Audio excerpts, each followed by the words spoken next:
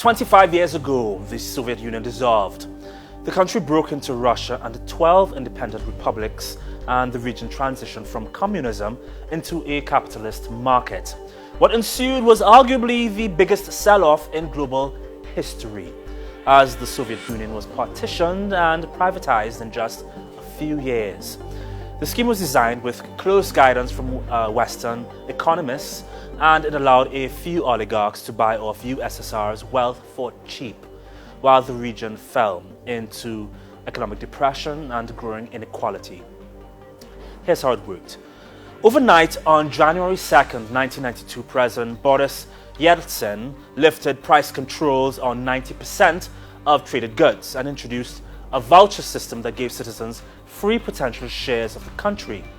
The vouchers were set up to avoid concentrating wealth in the hands of a few, but many Russians were poor or didn't understand how the system worked.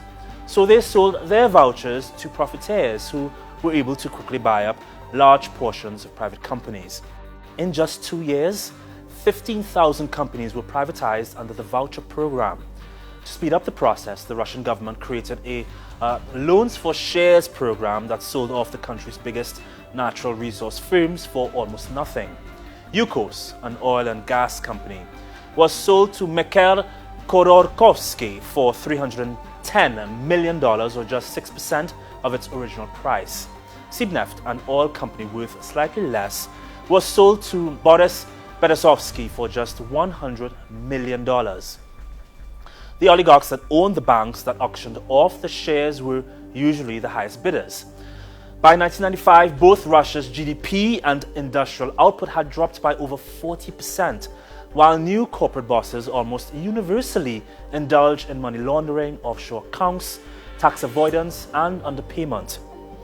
At the same time, Russia's bourgeoisie had stashed more than $150 billion in foreign bank accounts, investments, and properties.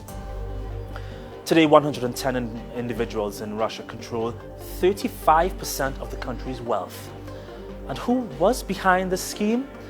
Well, the architects of Russia's privatization were closely advised on shock therapy by Harvard professor Jeffrey Sachs and his friends at the Harvard Institute for International Development, plus a little help from the IMF, the World Bank, and the European Bank for Reconstruction and Development. It's just one sad but important piece of history to remember, which must never be repeated.